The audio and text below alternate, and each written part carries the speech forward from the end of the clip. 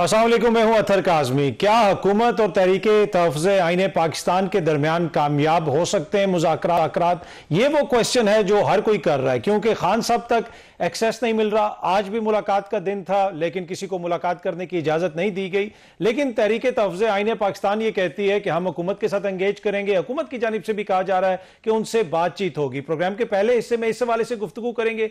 PIA की निजकारी काफ़ी हद तक अब फाइनल हो चुकी है, लेकिन कुछ ऐसे सवालात हैं जो अभी भी उठ रहे हैं, उन पे भी गुफ्तगू करेंगे। आगे चल के प्रोग्राम के दूसरे हिस्से में सोहेल खान आफरीदी लाहौर कब जा रहे हैं, लाहौर में वो क्या करेंगे, उस हवाले से कुछ तफसीलात हैं। लेकिन पहले सेगमेंट में हमें ज्वाइन कर रहे हैं साबिक गवर्नर सिंध और सीनियर सान मोहम्मद जुबैर साहब। सर, आपका बहुत बहुत शुक्रिया। और वजीर आजम के कोऑर्डिनेटर बराए इकोनॉमिक अफेयर्स राना एहसान अफजल साहब ने भी हमें ज्वाइन किया है। राना साहब, सर आपका भी शुक्रिया।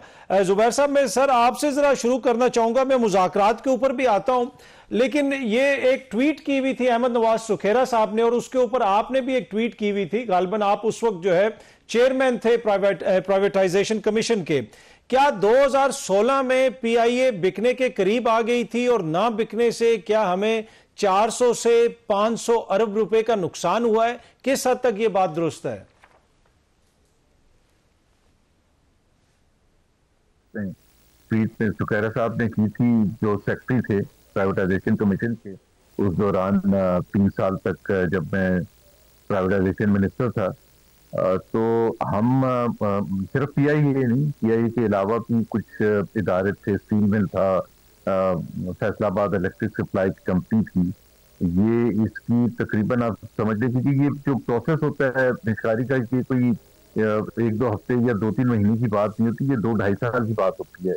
आप स्टार्ट करते हैं, अपॉइंट करते हैं बोर्ड के अप्रूवल से फाइनेंशियल एडवाइजर्स को, जो कि ग्लोबल इन्वेस्टमेंट बैंक से लीड कर रहे होते हैं। उसमें चार्टर्ड अकाउंटेंसी, मतलब बहुत प्रोफेशनली कॉम्प्लेक्स वर्क होता है। वो ड्यू डिलिजेंस प्रोसेस रन करते हैं, उसमें जाहिर सी बात है बड़ा टाइम लगता है। और फिर फाइनल चीज जब तैयार होती है कि आपने बेचना क्या है, और आपने पोटेंशियल इन्वेस्टर्स के साथ वो सारी मालूमात जो ड्यू डिलिजेंस होती है वो शेयर करनी होती है, क्योंकि जाहिर सी बात है उसको आप 6 से 8 हफ्ते देते हैं एक्सप्रेशन ऑफ इंटरेस्ट के बाद। उसको क्या पता कि PIA कि बुक्स में क्या है, ह्यूमन रिसोर्सेज के हवाले से, फाइनेंशियल एस्पेक्ट्स के हवाले से, मार्केटिंग के हवाले से, दूसरे जो एस्पेक्ट्स हैं लीगल एस्पेक्ट्स के हवाले से। तो वो सारा जो तैयार कर लिया था हमने, सब कुछ जिसको आप कहते हैं मार्केटिंग लास्ट एफर्ट होता है वो कर लिया था। एक्सप्रेशन ऑफ इंटरेस्ट आना था।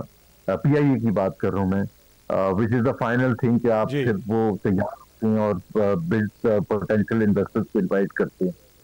तो उससे एक, क्योंकि PIA के सिलसिले में PIA उस वक्त रन कर रहा था 1956 एक्ट के तहत, और उसको लॉ को चेंज करने की जरूरत थी।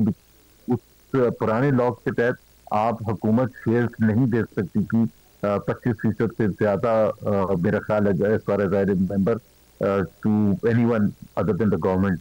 तो वो लॉ चेंज करना था, इसलिए पार्लियामेंट्री कमेटी बनी थी। उसमें तमाम ऑपोजिशन जमातें थी, PTI थी, पीपल्स पार्टी थी, शेख रशीद साहब थे, जो अवामी मुस्लिम लीग और जमात इस्लामी भी थी, जो ऑपोजिशन की जमातें थी उस वक्त पार्लियामेंट में। और उनके साथ कोई मेरे ख्याल है हमारे 8 या 10 बैठक हुई थी, और ये लास्ट मीटिंग थी। और इस लास्ट मीटिंग जो खैर साहब ने लिखा बिल्कुल सही लिखी। ठीक, और उसके बाद फिर पाकिस्तान को 400 से 500 अरब रुपए का नुकसान हुआ। अगर उस वक्त बिक जाती तो आपका ख्याल है कि ये नुकसान ना होता? Would you agree with this? बिल्कुल सही बात है। देखे ना, जब ये ऑपोजिशन ने तो ऑपोजिशन ही करनी थी उन्होंने, और उनकी स्टेटेड पॉलिसी थी PTI की, कुछ छुपा के नहीं। उन्होंने पहले अपने मैनिफेस्टो खत्म कर दिया, एंटी प्राइवेटाइजेशन। इसी तरह से पीपल्स पार्टी भी एंटी प्राइवेटाइजेशन। तो उन्होंने तो बिल्कुल खुल के उसकी मुखालफत की थी। स्ट्राइक हो गई थी PIA की, आपको शायद याद होगा। उसमें 2 एम्प्लॉय शहीद हो गए थे कबीर की फायरिंग। वो हमने उसको भी रिट्रीव कर लिया था, एम्प्लॉयज को वापस स्ट्राइक खत्म करवाने पर कन्विंस कर दिया था। जहाज उड़ने शुरू हो गए थे, तो we were all set now कि जो सबसे मुश्किल मरहला था प्रोफेशनल, तो काम हो गया था। कि जो ये पॉलिटिकल होता है कि जी पॉलिटिकली आप उनको कन्विंस कर लें, तो बस उस वक्त अगर हो जाती तो बहुत। ठीक है, मुझे जरा ब्रीफली बताइएगा, फिर मैं राना साहब की तरफ जाता हूं। अब आपने एक ट्वीट किया हुआ तहरीके तहफ़्ज़ुज़ आईन पाकिस्तान की तरफ से कि अब जो प्राइवेटाइजेशन हुई है, ऑपोजिशन उसकी मुखालफत नहीं कर रही, तहरीके तहफ़्ज़ुज़ आईन पाकिस्तान इसको एक अच्छा इकदाम समझती है। जी, I am the economic spokesperson for Tehreek Tahaffuz Aain Pakistan. Political तो आपको पता है मेरा रोल होता ही है।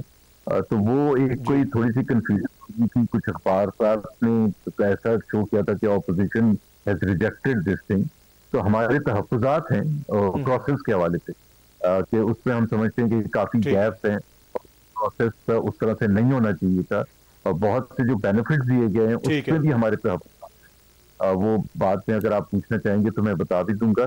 लेकिन एज अ थिंग प्राइवेटाइजेशन होनी चाहिए या नहीं होनी चाहिए, बिल्कुल we are supportive of that. ठीक है। अच्छा राना साहब, अब मुज़ाकरात की बात हो रही है, तहरीके तहफ़्ज़ुज़ आईन पाकिस्तान के साथ हुकूमत के मुज़ाकरात होने, लेकिन एक बड़ा मसला यह है कि खान साहब तक एक्सेस नहीं दिया जा रहा। आप समझते हैं कि एक जेन्युइन एफर्ट की जा रही है हुकूमत की जानिब से भी, क्योंकि वज़ीर आज़म साहब ने कहा कि ठीक है भाई हम बातचीत करते हैं, लेकिन आज भी खान साहब से किसी की मुलाकात नहीं हो सकी। तो आप कितने होपफुल हैं कि जो आपके मुज़ाकरात होंगे तहरीके तहफ़्ज़ुज़ आईन पाकिस्तान से, वो मीनिंगफुल मुज़ाकरात होंगे? बिस्मिल्लाहिर्रहमानिर्रहीम, बहुत शुक्रिया। देखें, सबसे पहला सवाल तो आपको जो इंफॉर्मेशन सेक्रेटरी हैं पीटीआई के, और जो पीटीआई जो कि एक मेजर कह लें कि पार्टिसिपेशन या जो तहरीके तहफ़्फ़ुज़ आइन है उसका जो मेजर पार्ट है वो तो पीटीआई है। तो उसके अगर इंफॉर्मेशन सेक्रेटरी जो हैं वो ये कह रहे हैं कि हमने मुज़ाकरात नहीं करने, और पूरी पीटीआई ये कह रही है कि उन्होंने मुज़ाकरात नहीं करने, तो पहले तो सवाल ये बनता है कि फिर मुज़ाकरात होंगे भी या नहीं होंगे, क्योंकि ये क्लैरिटी सीख करना बड़ा ज़रूरी है कि पीटीआई अगर तहरीके तहफ़्फ़ुज़ आइन का हिस्सा है तो फिर वो ये क्यों स्टांस ले रहा है, और अगर उसका ये स्टांस है तो इसका मतलब है कि ये तो the house is not in order और ये चीज़ आगे नहीं बढ़ सकेगी। तो पहला तो ये सवाल बनता है। देखें, दूसरी बात ये कि गवर्नमेंट की तरफ से तो एक जो है वो अपॉर्चुनिटी दे दी गई है। अब इसको यूटिलाइज जो है वो पीटीआई या तहरीके तहफ़्फ़ुज़ आइन ने करना है, तो ये उनके ऊपर जो है वो अब डिपेंड करता है। जहां तक आपकी मुलाकातों की बात है, देखें खान साहब तो उनकी तो क्लैरिटी है, वो तो जो है जिस तरह की डायरेक्शंस उन्होंने दी हुई है वही उसकी ही जो है वो ट्रांसलेशन जो है उनके इंफॉर्मेशन सेक्रेटरी कर रहे हैं, और वो तो मुज़ाकरात की बात नहीं कर रहे। तो जहां तक मुलाकात की बात है उस पर हमारा स्टांस क्लियर है। मेरे ख्याल से हर रोज इस मुद्दे को उठाना कि मुलाकात नहीं हो रही, देखें अगर वो इन मुलाकातों को आपने नहीं आप तो अक़वाम मुत्तहिदा वाले भी उठा रहे हैं ना, 2 दफा तो अक़वाम मुत्तहिदा वालों ने उठा दिया है, तो अब तो मेरे ख्याल में बात थोड़ी सी आगे निकल गई है। नहीं, देखें अगर उन्होंने उठाया है तो उन्होंने मिस इन्फॉर्मेशन पे इस मुद्दे को उठाया होगा। उनको हकायक जो है, अगर जरूरत पड़ी तो हम बिल्कुल उनको कर देंगे कि जो 265 का अगर उसकी वायलेशन होती है तो उसकी इजाजत तो कोई भी नहीं दे सकता ना, कि अगर एक जेल में बैठा कैदी जो है वो मनफी सियासत करे तो वो उसकी इजाजत तो कानून और आइन में नहीं है।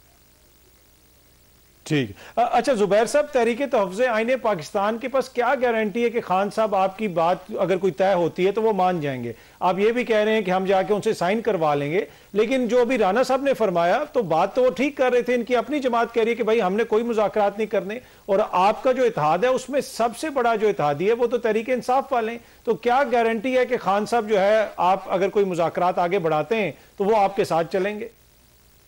बिल्कुल क्लियर गारंटी है। देखें, जो कुछ लोग होते हैं, जिस तरह जब हमने ऑफर दी थी तो अताताज ने उसको डिसमिस कर दिया था। तो हर पॉलिटिकल पार्टी में या सिस्टम में, ग्रुप में कोई ना कोई हॉक्स भी होते हैं जो कि अपने बयान देते हैं। बात बड़ी सिंपल है, अगर हुकूमत को इंटरेस्ट है तो इसको अपॉर्चुनिटी के तौर पर ले, और वो बड़ा सिंपल है।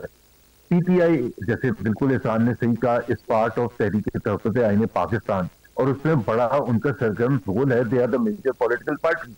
असद कैसर साहब जो पीटीआई के सीनियर लीडर हैं, he is general secretary of this Tehreek Tahaffuz Aain Pakistan.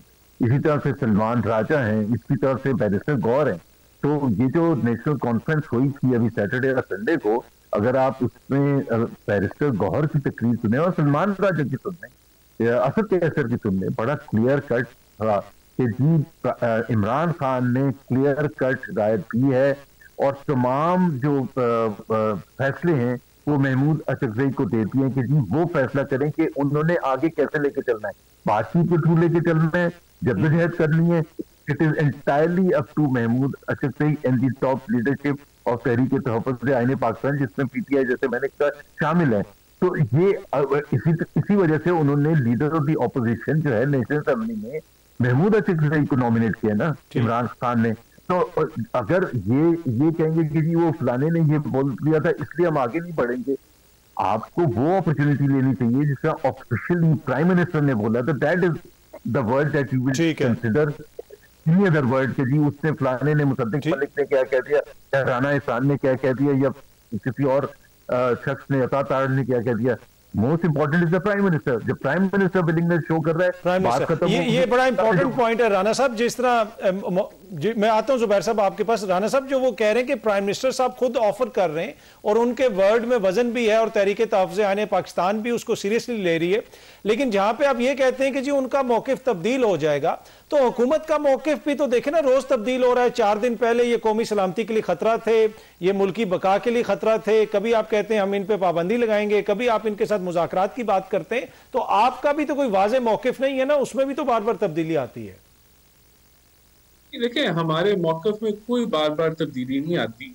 हमने हमेशा मुज़ाकरात की बात की है, लेकिन जो एक फ़र्द वाहिद है उसकी एक मनफी सोच वहाँ से डिसेमिनेट करती है और फिर सब लोग जो हैं, पीटीआई के लोग हैं, उनके पास गुंजाइश ही नहीं निकलती कि कोई वो मुनासिब बात करें या कोई रीजनेबल बात करें। तो प्रॉब्लम इनकी तरफ से आता है। हमारे दरवाजे हमेशा खुले रहे। प्राइम मिनिस्टर शहबाज शरीफ ने हमेशा बातचीत की और अभी भी मैंने ये नहीं कहा कि हुकूमत आगे नहीं बढ़ेगी बातचीत के लिए या मुज़ाकरात के लिए।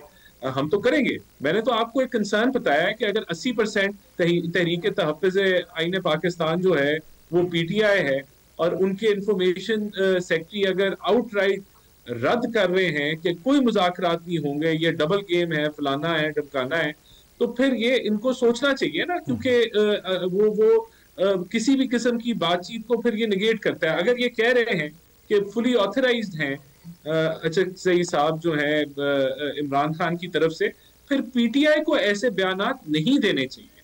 तो इनको अपना हाउस इन ऑर्डर करना चाहिए, क्योंकि ये कंफ्यूजन फैलाएगा। अब ये हम कहें कि जी अगर तहरीक तहफ़्फ़ुज़ आईन पाकिस्तान जो मर्जी कहता रहे और पूरी जो जमात है पीटीआई की और उसके स्पोक्स पर्सन है और उसके जो इंफॉर्मेशन सेक्रेटरी है जिनका काम है कि वो पार्टी की जो है वो नुमाइंदगी करें और इंफॉर्मेशन दें, वो ऑपोजिट डायरेक्शन में जाएगा, तो ये ऑब्वियसली एक कंफ्यूजन फैलाएगा और माहौल को भी खराब करेगा।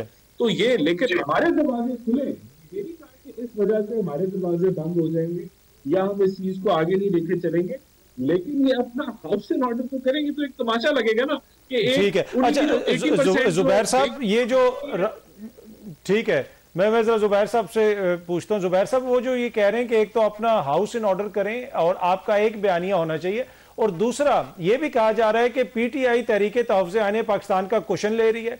एक तरफ वो इनकलाब खेलेंगे कि जी हमने किसी से बात नहीं करनी, और आप लोग बात भी कर रहे होंगे और हुकूमत को इसमें डिसएडवांटेज है, हुकूमत लगेगा ऐसे कि जैसे वो कॉम्प्रोमाइज कर रही है। और दूसरा, ब्रीफली ये भी कॉमेंट कर दीजिएगा, एक तासुर ये भी है कि ये मुज़ाकरात जो हैं ये माइनस इमरान खान फार्मूला है।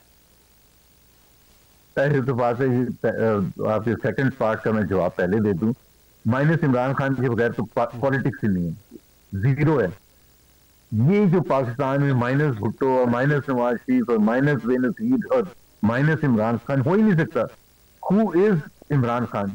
He is the leader of the largest single political party in Pakistan and by far. He is the most popular political leader in Pakistan and by far.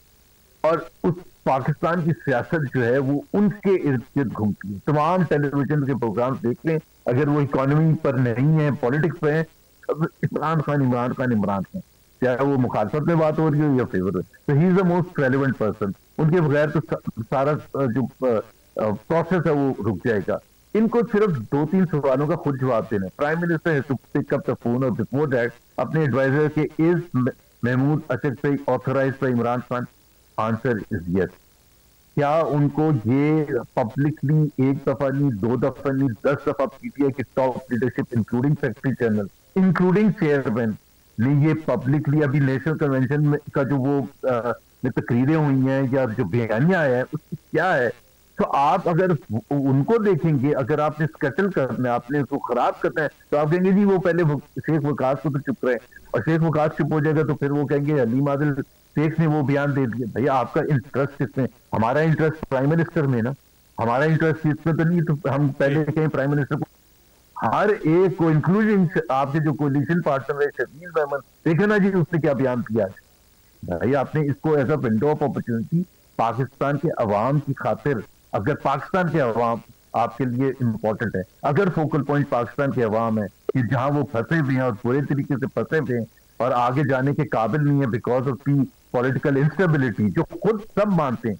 अभी साद रफीक का अगर आप बयान सुने जो उन्होंने पिछले इतवार को दिया, जो उनके वालिद साहब का सेमिनार था, उन्होंने क्यों कहा कि नवाज शरीफ है to take the first step, वो आगे आए और इस डेडलॉक को ब्रेक करें, इसलिए कि दिस इज द डेडलॉक। मतलब इसलिए तो नहीं उन्होंने कहा कि कोई डेडलॉक। तो बात ये है कि ये विंडो ऑफ अपॉर्चुनिटी है, अगर इसको हुकूमत इस्तेमाल करना चाहती है तो हम तो तैयार हैं। अच्छा राना साहब, बड़े वाज़े तौर पे उन्होंने कह दिया कि हम तो तैयार हैं, और आपको भी इस चीज़ का अंदाज़ा है कि पॉलिटिकल ये जो अदम इस्तेहकाम है ये तब तक ख़त्म नहीं होगा जब तक मामलात आगे नहीं बढ़ेंगे। तो आप लोग समझते हैं कि तहरीके तहफ़्ज़े आईन पाकिस्तान और आप लोगों की जो एंगेजमेंट होगी उसके नतीजे में वो एहतजाज वगैरह रुक जाएगा जो 8 फरवरी को होना है? क्योंकि एक तासुर ये भी है कि एहतजाज की जब भी बात होती है आप लोग मुज़ाकरात की टेबल पे आके बैठ जाते हैं। नहीं देखिए, पहली बात तो ये कि ये तहरीक तहफ़्फ़ुज़ आईन पाकिस्तान ने जब मुज़ाकरात की बात की तो उसकी रिस्पांस में प्राइम मिनिस्टर ने कैबिनेट के अंदर कहा कि हम तो हमेशा मुज़ाकरात के लिए तैयार हैं, और अगर आप मुज़ाकरात की बात हुई है तो हमारे दरवाजे खुले। तो ये कोई ऐसा नहीं है कि हमने जो है ये इन्होंने बात रेज की तो हमने उसका जवाब पॉजिटिव दिया, जिस तरह हम हमेशा पॉजिटिव जवाब देते हैं। तो एक तो ये कोई प्रोटेस्ट की वजह से नहीं हुआ। आपको इनके एहतजाज से कोई खौफ है? एहतजाज का खौफ है? नहीं देखिए, एहतजाज का हमें तो कोई खौफ नहीं है ना। ये जमात जो है वो कोई पीटीआई जो है कोई ऐसी कोई जलसे करती रही है केपीके के अंदर, या कोई ऐसी कोई मूवमेंट जहां उनकी अपनी हुकूमत है, कोई ऐसा कोई खतरा नहीं है। बहरहाल बात ये है कि एहतजाज और सड़कें बंद करना और मुल्क बंद करना, इसका कोई जो है वो सपोर्टर नहीं है और इसकी कोई इजाजत नहीं देगा। लेकिन अगर कोई इजाजत लेते हैं फिर कोई अगर प्रोटेस्ट करना चाहते हैं वो अलग बात है। बहरहाल देखें, बात यह कि ये तो जेस्चर प्राइम मिनिस्टर ने दिया है, एक पॉजिटिव साइन दिया है, we are open to it. मैंने आपको खदशा बता दिया। अच्छा ब्रीफली राना साहब, जरा टाइम की कमी है, ब्रीफली बताएं। आपने कहा है कि इजाजत ले लें, अगर तहरीके तहफ़्ज़े आईन पाकिस्तान वाले लाहौर में जलसे की इजाजत मांगते हैं मीनारे पाकिस्तान पे, क्या उनको मिल सकती है? मिल सकती है, बिल्कुल हो सकता है। इसकी मैं प्रेडिक्शन तो नहीं करूंगा, depending on the security situation और सब। ठीक है, अगर क्लियर हो चीजें तो उनको मिल जाए, तो ये कोई ऐसी बात तो नहीं है कि मोहम्मद जुबैर साहब और राना एहसान अफजल साहब, आप दोनों शख्सियात का बहुत बहुत शुक्रिया जी। भाई यहाँ पे एक छोटी सी ब्रेक से वापस आएंगे तो गुफ्तगू के सिलसिले को आगे बढ़ाएंगे।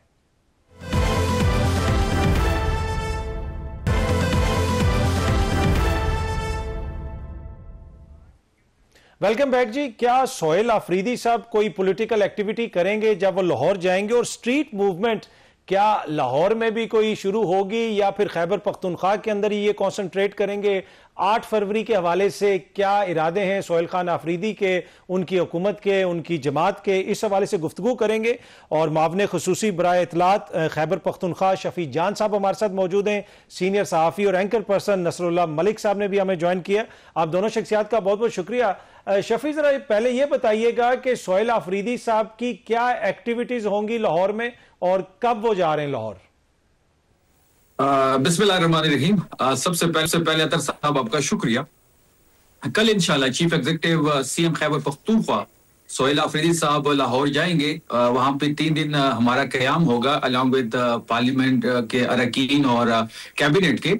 वहां पे हम असीरान से मुलाकातें करेंगे, वहां हम कोट लखपत के असीरान जो फैमिलीज हैं उनसे मिलेंगे। वहां पे हम अपने तंजीमी ओहदेदारों से मिलेंगे, जो हमारे वहां पे अरकान पार्लियामेंट है उनसे मुलाकात स्केजुअल है, वो क्लास से वहां पे मुलाकातें होनी है, जर्नलिस्ट से हमने मिलना है। जो कोट लखपत की आपने बात की है, क्या सॉरी शफी, जो कोट लखपत की आपने बात की है, शाह महमूद कुरैशी साहब, उमर चीमा साहब और यास्मीन राशिद साहिबा, इन लोगों से भी मुलाकात होगी? जी बिल्कुल, हमारे स्केजुअल में है। जो हमारे हीरोज हैं जो इस वक्त कोट लखपत में इमरान खान साहब के साथ वफादारी की सजा काट रहे हैं, जो इमरान खान साहब के साथ खड़े होने की सजा काट रहे हैं, हम उनसे मुलाकात करने की कोशिश करेंगे। और वहां पे हमने बार भी जाना है, वकला से मुलाकात करनी है, जर्नलिस्ट से हमने मिलना है, और हमने स्ट्रीट पावर को भी मुख्तलिफ चौकों पे और मुख्तलिफ जगहों पे लाहौर के शहर में लीड करना है स्ट्रीट मूवमेंट को। ठीक है। अच्छा नसरुल्लाह मलिक साहब, वो लाहौर आ रहे हैं और ऑब्वियसली वो जाके कोट लखपत जेल में शाह साहब को भी मिलना चाहते हैं, आपको लगता है कि ये मुलाकात हो जाएगी मलिक साहब? देखिए अतर साहब, पहली बात तो यह है कि ये मुलाकात होनी चाहिए। दूसरी बात यह है कि सुहेल आफरीदी साहब को बार ये क्रेडिट देना चाहिए कि कोट लखपत में जो उनके रहनुमा कैद हैं, जिसमें जाज चोई साहब हैं, महमूद रशीद साहब हैं, उमर चीमा हैं, यास्मीन राशिद साहबा हैं, कुरैशी साहब है, वहां पे ये बिल्कुल साइड लाइन होते हुए नजर आते हैं पिछले काफी अरसे से। कोई लीडरशिप इनको मुलाकात करने के लिए इनके पास नहीं आई, बल्कि उन्होंने, आपको याद होगा, खतूत भी लिखे कि हमसे मुशावरत भी की जाए, हमें मुशावरत में शामिल भी किया जाए। लेकिन अगर खैबर पख्तूनख्वा से चीफ एग्जीक्यूटिव जो है उनकी सरबराही में कोई टीम आती है, उनसे मिलती है, तो मैं समझता हूँ ये बड़ी एक खुशआइंद बात है। दूसरी बात यह है कि हुकूमत को ये मुलाकात भी करवानी चाहिए, इसमें कोई रास्ते में रुकावट भी नहीं डालनी चाहिए। फिर अगर वो पंजाब आते हैं सुहेल आफरीदी साहब, ये भी एक अच्छा जेस्चर है कि पीटीआई को कहा जाता था कि जिस तरह वो खैबर पख्तूनख्वा भी जलसे कर रही है या एहतजाज कर रही है, पंजाब में आके वो अगर अपना जो है एहतजाज करते हैं या कहीं बुकला से मिलते हैं, तो मेरी कुछ इतलात हैं, शायद शफी साहब को दुरुस्त पता होगा कि वो पंजाब असम्बली भी जा रहे हैं। ये इससे बड़ी खुशआइंद बात है कि अगर खैबर पख्तूनख्वा के वज़ीर आला पंजाब असम्बली आते हैं और पंजाब असम्बली में अरकान से मिलते हैं, तो एक पॉलिटिकल मूवमेंट है, और पॉलिटिकल मूवमेंट पीटीआई को चलाना उसको हक है और ये चलानी चाहिए। अच्छा, लेकिन मलिक साहब आज भी, मलिक साहब देखे ना, मलिक साहब आज भी अडयाला जेल में मुलाकात का दिन था, लेकिन मुलाकात नहीं होने दी गई। तो क्या वजह है कि अडयाला जेल के कैदी से नहीं मिलने देगी पंजाब की हुकूमत, लेकिन कोट लखपत के जो कैदी हैं उनसे वो मुलाकात करवा देंगे? देखिए अगर सब प्रिंसिपली तो इमरान खान साहब की मुलाकातों के ऊपर भी पाबंदी नहीं होनी चाहिए, ये तो एक असूली बात है। दूसरा मामला जो दूसरा हुकूमत की तरफ से है, या ये कहा जाता है कि इमरान खान साहब के साथ जो मुलाकातें होती रही माजी में, उसको पोलिटिसाइज किया गया, यानी उसे सियासी बयानबाजी या सोशल मीडिया पे एक मुहिम चलाने के लिए एक हथियार के तौर पे इस्तेमाल किया गया। और उस मुहिम के अंदर अफवाज पाकिस्तान को या फौज की जो लीडरशिप है उसको टारगेट किया जाता है। उसमें कोई दूसरी राय है भी नहीं कि इमरान खान साहब जितने ट्वीट्स हैं उसमें आप देखें वो फील्ड मार्शल को टारगेट कर रहे होते हैं, पाकिस्तान की जो फौज की लीडरशिप है उसको वो निशाना बनाते हैं। तो उससे जो है वो दूरियां और बढ़ जाती हैं, और उसकी वजह से ये इस किस्म की सख्तियां जो है वो पीटीआई को उसको बर्दाश्त करनी पड़ रही हैं। अलबत्ता अगर पीटीआई, जैसा कि हुकूमत कहती है कि उन्होंने आखिरी दफा कमिटमेंट की थी कि बाहर आके कोई पोलिटिकल बात नहीं होगी और कोई पोलिटिकल बयानिया नहीं बनाया जाएगा क्योंकि इमरान खान सब सजा याफ्ता है। अब पीटीआई का बेशक मौकफ हो कि वो बिल्कुल बेगुनाह है, बेकसूर है, लेकिन कानून की नजर में वो सजा याफ्ता है।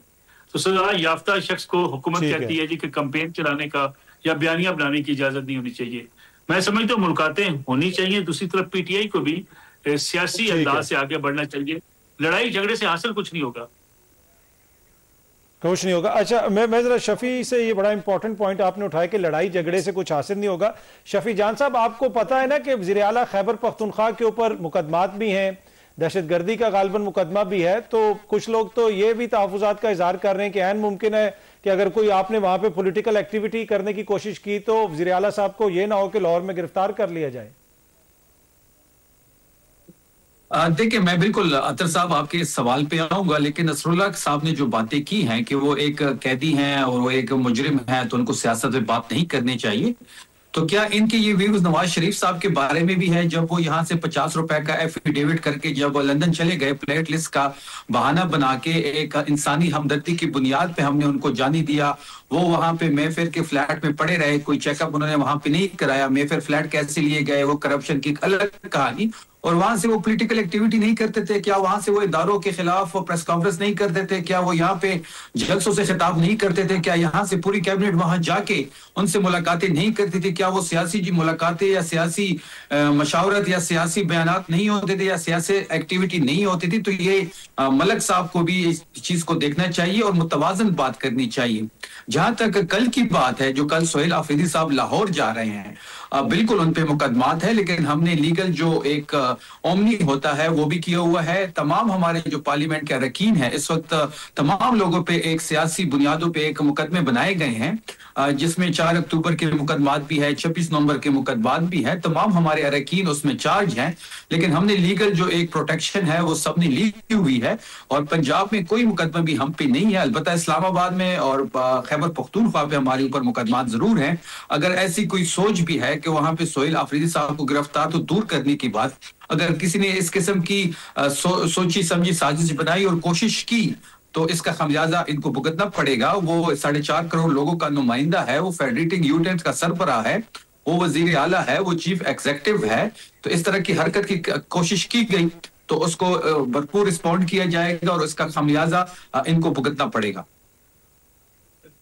चले मैं एक छोटी सी ब्रेक लेता हूं जी, ब्रेक से वापस आएंगे तो गुफ्तगू के सिलसिले को यहीं से आगे बढ़ाएंगे।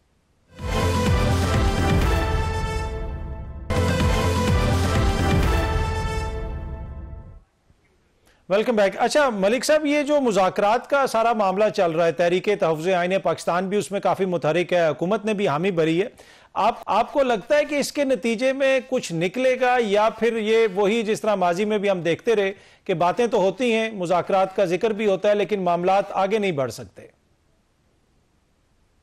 देखिए, पहली बात मैं अपने भाई शुएब भाई की खिदमत में एक छोटी सी चीज अर्ज कर दूं। देखिए, मियां नवाज शरीफ को मैंने और आपने बाहर नहीं भेजा था, मियां शफी साहब की, सॉरी मैं शफी भाई से मैंने नहीं भेजा था मियां नवाज शरीफ को मुल्क से बाहर।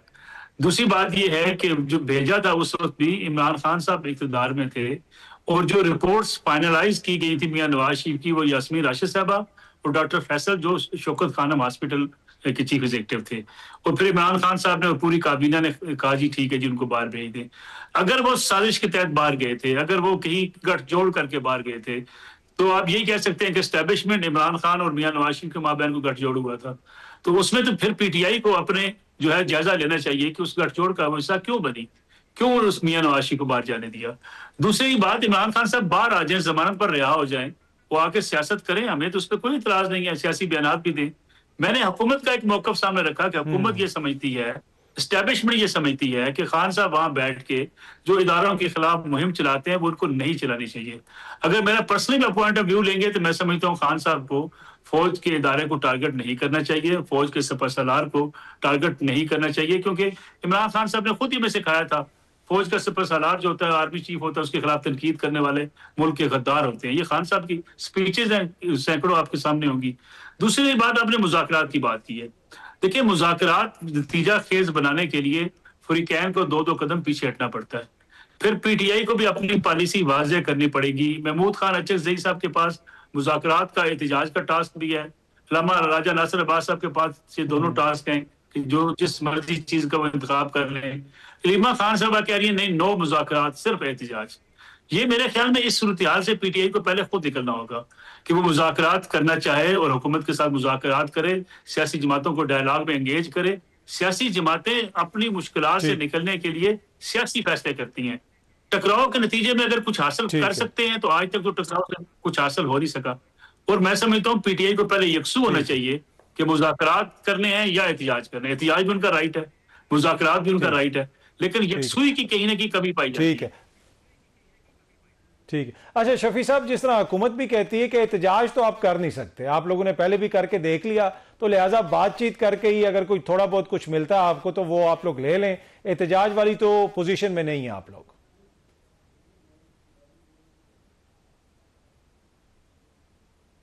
उन्होंने कोई गद्दारी की बात की इमरान खान साहब के मुतल्लिक, अगर आप उसको क्लियर कर दें तो बेहतर होगा। मैंने खान साहब को गद्दार नहीं कहा। इमरान खान साहब के भाई मेरी आवाज आ रही है आपको? उन्होंने ये कहा कि जी आपको मेरी आवाज आ रही है शफी भाई? इमरान खान साहब जी आ रही है। शफी भाई, इमरान खान साहब ये कहा करते थे कि जो आर्मी चीफ के खिलाफ जो लोग बात करते हैं वो गद्दार हैं, गद्दारी के मुर्तकिब होते हैं, उन्हें आर्मी चीफ के खिलाफ बात नहीं करनी चाहिए। ये सारी चीजें रिकॉर्ड पर हैं जो फिर एजेंसीज के टेप मलिक साहब देखिए, मलिक साहब देख लें, जब आप मलिक साहब 8 फरवरी को जब इमरान खान साहब वज़ीर आज़म मुंतखब हो गए हैं लोगों की वोट की मदद से, लोगों ने इमरान खान के नाम पे वोट दिया है, हमने 180 से ज्यादा सीटें जीते हैं, उस बंदे को आप वज़ीर आज़म हाउस लाने के बजाय आप अडियाला जेल में बंद कर देते हैं, वहां पे उनको आइसोलेट कर देते हैं, वहां पे उनके साथ सख्तियां करते हैं, किसी से मिलने नहीं देते, फैमिली नहीं मिल सकती, वकला नहीं मिल सकते, पार्टी की लीडरशिप नहीं मिल सकती, और फिर ये आप उससे ये उम्मीद रखें कि वो कोई सॉफ्ट कॉर्नर रखेगा या कोई सॉफ्ट कॉर्नर रख के कोई आम सी बात करेगा, तो वो सख्त बात ही करेगा, वो गुस्सा होगा। जब आप एक बंदे को आप सियासी चीजों को कवर करते हैं, मैं एक हल्के का एमपीए हूं, एक हल्के का एमपीए उससे सीट छीनी जाती है, वो क्या कुछ नहीं करता, आपने उससे वजीर आजम वो पाकिस्तान मुंतखब होने के बावजूद आपने उनको वजीर आजम हाउस से भी निकाला और अडियाला में बंद किया हुआ है। तो उन्होंने कभी भी फौज के खिलाफ बात नहीं की। हाँ, पर्सनैलिटी क्लैश हो सकता है, पर्सनैलिटी भी बात हो सकती है, क्लैश है उनका एक, तो फौज के बारे में कभी उन्होंने बात नहीं की। ठीक है। अच्छा शफी, ब्रीफली मुझे बताइएगा, एहतजाज, क्या 8 फरवरी को एहतजाज करने की पोजीशन में हैं आप लोग? देखिए, आपने पहले क्वेश्चन किया कि हुकूमत इस खुशफहमी में है कि हम लोग नहीं निकाल पा रहे, हुकूमत इस खुशफहमी में है कि ये तहरीक जो है ये दब गई है, तो ये इनकी खुशफहमी है। आप देख रहे होंगे खैबर पख्तूनख्वा में जो जलसे हम कर रहे हैं, जो मैस मोबिलाइजेशन हो रही है, जिस तरीके से पेशावर में जलसा हुआ, कोहाट में हुआ, करक में हुआ, चरसदा में हुआ, फिर खैबर में हुआ, जिस तरीके से लोग आ रहे हैं, और मैंने इनको चैलेंज भी किया है कि सोहेल आफरीदी साहब को देखने और सोहेल आफरीदी साहब को सुनने जितने लोग खैबर पख्तूनख्वा में आते हैं, इतने लोग बिलावल भुट्टो खुद आए, नवाज शरीफ खुद आए, वो नहीं निकाल पाएंगे। अभी इमरान खान साहब अडियाला में हैं, इमरान खान साहब कैद हैं, उसके बावजूद सोहेल आफरीदी साहब जितने लोग उनको सुनने आ रहे हैं या उनको देखने आ रहे हैं, जो उम्मीद की एक किरण जागी हुई है, जो इस पे तहरीक इंसाफ की तमाम क़यादत सोहेल आफरीदी भी मुत्तफिक है, तो ये सारी चीजें हुकूमत की नोटिस में होगी। ये सिर्फ अपने आप को तसल्ली देने के लिए ऐसी बातें करती हैं। अगर हम लोग नहीं निकाल पाते तो 64,000 तसल्ली देने के लिए ये बातें करिए। शफी जान साहब और नसरुल्लाह मलिक साहब, आप दोनों शख्स बहुत बहुत शुक्रिया जी। एक छोटी सी ब्रेक लेते हैं, ब्रेक से वापस आएंगे तो गुफ्तगू के सिलसिले को आगे बढ़ाएंगे।